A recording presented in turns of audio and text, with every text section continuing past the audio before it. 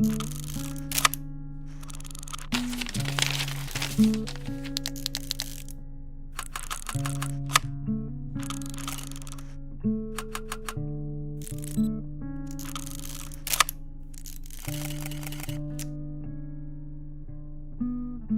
good day po, brothers and sisters in Christ. Ako po si Pascual Bautista Tangkengko, mas kilala dito sa EDSA Shrine as Kuya Al. Ako po ay naglilingkod sa music ministry and nagpapasalamat po ako sa pagkakataong ito na ako'y mag-share regarding sa na-bypass po ko year 2012. Naging blessing po sa akin ang pangyayaring yon dahil sinabi ng doktor na ako'y malapit siguro sa Diyos dahil sa nangyari sa akin during that time, mas malamang nag-collapse na ako at maaaring wala na po.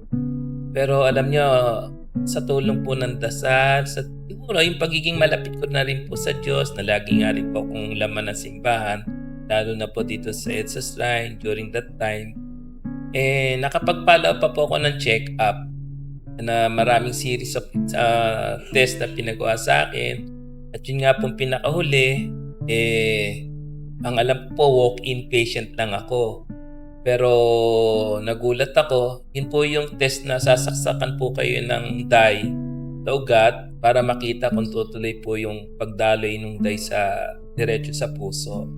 And unfortunately po, narinig ko agad doon sa gumagawa po ng examination sa akin, sinabi na the patient needs to be admitted immediately. So, walang-wala po talaga sa loob ko, nabigla ako. And during that week, nirecommend po talaga ako na sumalang sa bypass. And I even asked my cousin to check kasi dahil siyempre, gusto ko rin po maging confident or panatag yung loob ko. So, I asked my doctor, cousin, at nakita nga niya po yung resulta na talaga pong badly needed ako ma-bypass ASAP. So, within that week, na-admit na po ako 1 week. So, hindi naman po agad ako sinalang sa operasyon dahil kailangan pa pong i-normalize yung blood pressure ko, yung sugar ko. And during that week, I'm just happy to say or to share na I was able to receive all the sacraments na ako na rin po yung nagkusang hingin doon sa ospital. I asked the head nurse, meron doon pare na pwede magbigay sa akin ng communion, confession, and I even asked for the sacrament of the sick or yung anointing of the sick. Maisingit ko lang po yung anointing of the sick. Yung iba sabi nila, binibigay yun pag malapit na raw mamatay o kukunin ng Lord. Pero during that time, iba na rin po talaga yung nasa isip ko. So I just want to be prepared kung ano man mangyari sa akin. Tanggap ko na. So dumating na po yung araw ng operasyon. Kinausap ako ng aking surgeon. Sabi niya, huwag kang kabahan dito sa heart center. 20 patients a day ang binabypass at para na lang nagtutuli or nagsi-circumcise. So, binigyan din niya ako ng konting percent ng risk. Sabi niya, but still sir, 10%, hindi natin masasabi na during the procedure, pwede po may mangyari. And syempre, nagpapasalamat ako kasi handito pa rin ako, nakaharap po sa inyo. At to make it short, blessed po ako. Nalampasan ko po yung operasyon na yon 2012, September 3. Mahirap kalimutan. It is my second birthday for my second life. Ganon po ako nagpapasalamat ng sobra-sobra sa Diyos. And to think na sabi nila, Kuya Al, may mission ka pa. And I was not expecting talaga na makapagseserve ako dito sa EDSA Shrine way back 2014, if I remember it correctly. Nakapag-serve ako sa choir. So, umpisa, syempre, ninenervyos kasi sa totoo po, matagal na rin po ako dito tumutugtog nung ako po na-encourage na mag-serve. Sabi ko doon sa nagyaya sa akin, sorry, na po ako tumutugtog. Pero nag-first, second, third attempt siya. Doon po sa third attempt, ginamit niya na po yung salitang gusto ka ni Lord mag-serve. Doon po nakaramdam ng guilt feeling. So I tried to get my keyboard, tried to check if I can still play the piano. And good naman, napansin ko, nakakatugtog ako pero siyempre wala na po doon yung aking lakas ng loob, lalo na po sa misa gagawin eh. So nag-umpisa po ako sa Tisay Group hanggang nayaya na po ako ng Pax Christi, Blue Notes, at marami na pong ibang choir. So doon sa blessing na yun po, medyo mahaba yung na-share ko pero talaga po sobrang pasasalamat ko doon. Considering na ang second life, sabi nga, ay binibigay ni Lord for a reason and for a purpose. And yun nga, ayoko sanang sayangin yung pagkakataon na binigay sa akin ni Lord yung second life. Dahil kahit paano, hindi lang naman music ministry ang nagagampan ng tulungan sa ngayon, kundi iba-ibang ministry na rin po. So yun po, thankful po ako Lord. I'm proud na nagiging outlet ko rin po siya during those moments. Kasi ang kapatid ko po ay nagkasakit. Talaga pong napuno ako ng takot dahil sinabihan kami ng doktor na at risk yung buhay niya unless itatry po yung gamot na kailangan bilhin na talaga pong napakamahal.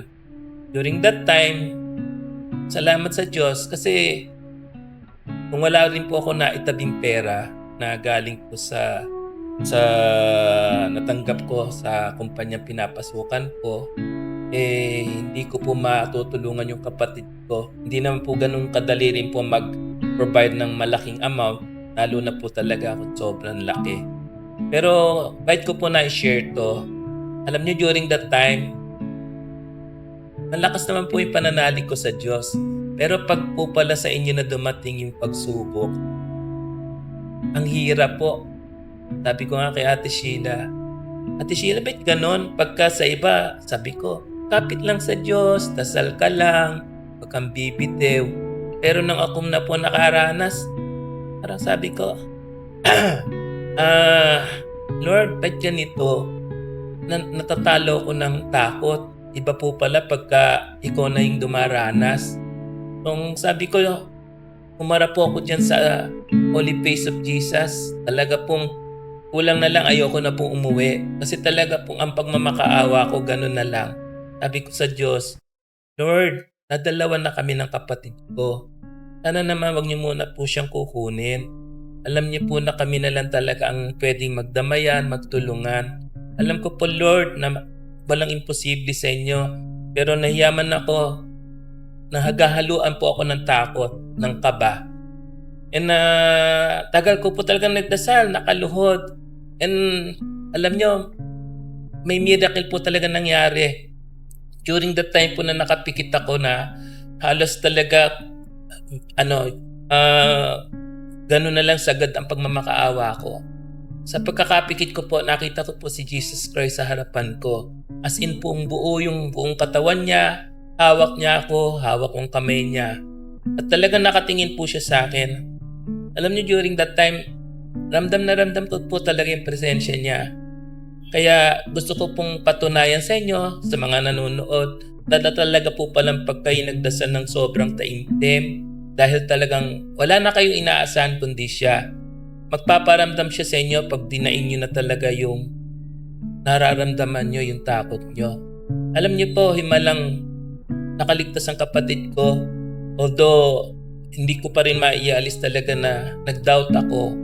Pero, alam nyo sa ngayon, buhay siya at kasama ko pa rin siya. So, sobra-sobra po talaga.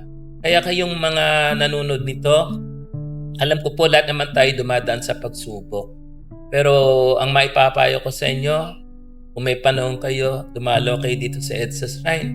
Andyan po ang Holy Face of Jesus. Ako na po nagsasabi sa inyo na talagang nagpakita po siya sa akin.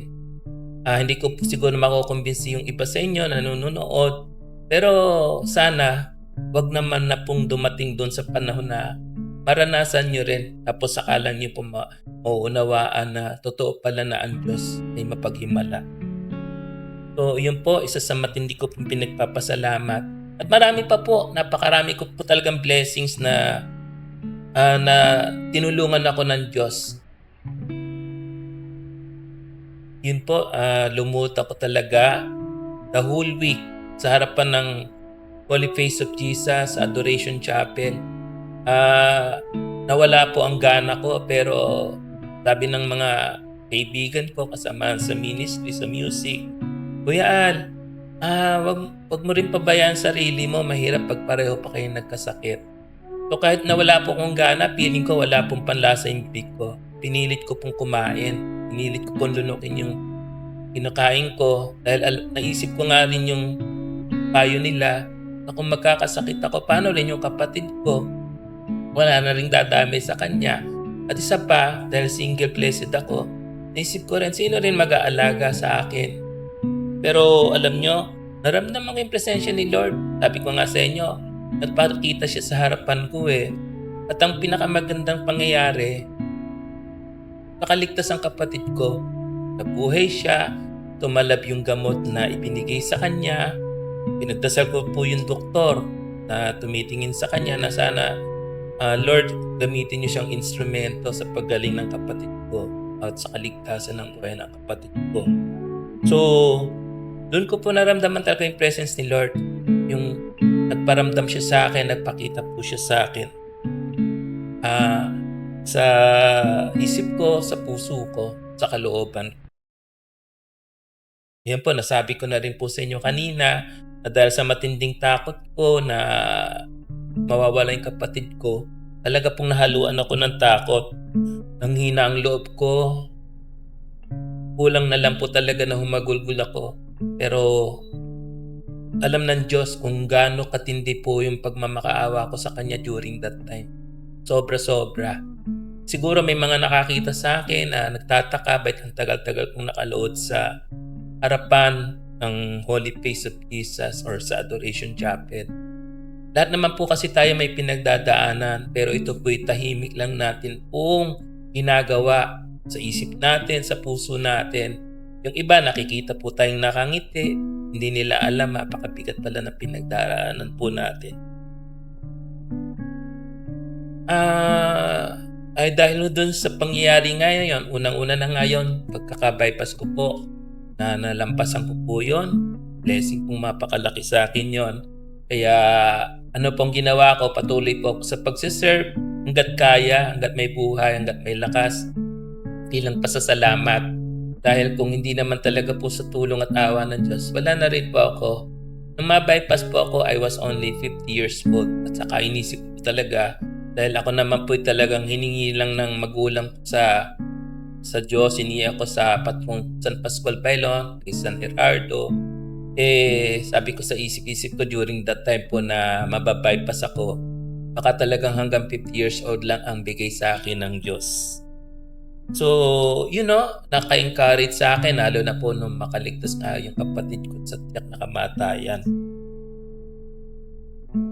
Actually, nandyan po siyempre yung mga mahal ko sa buhay, kapatid ko during that time nang na-bypass ako.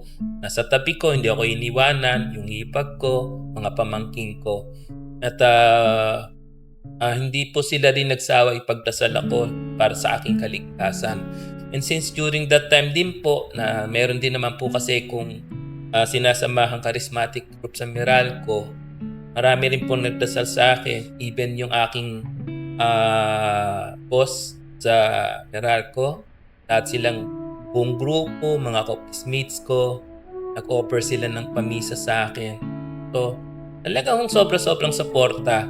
At sabi nga talaga, sa gitna ng pagsubok, doon mo mararamdaman yung malasakit ng mga taong nagmamahal sa iyo. So dito rin po sa EDSA Shrine, may mga nag-offer din naman po ng pamisa, mga nakakakilala sa akin. Nag-pray po ako. So salamat po sa inyong lahat. Marami po kung isa-isahin ko po, baka po ma-short na yung ng video. Pero actually po, ang Our Lady Queen of Peace, hindi naman po talaga ako nagkukulang ng pagtawag din sa kanya. Actually po sa nobena ng Inananlagi sa Klolo, sa Rosario, yan po, lagi ko po siyang nararamdaman spiritually. Siyempre malaki po ang tulong ng panalangin. Hindi na po kailangan sigurong i-elaborate yan. Marami naman sa inyo for sure nakaka-relate sa mga tinatawag na power of prayers. Simple lang po ang maipapayo ko sa inyo. Huwag po kayong tumigil magdasal. Tuloy-tuloy niyo lang po ang pagdarasal ng Santo Rosario sapagkat ang Santo Rosario po ay isang napakalaking connection po natin sa pagdarasal sa Diyos at sa mahal na Birheng Maria.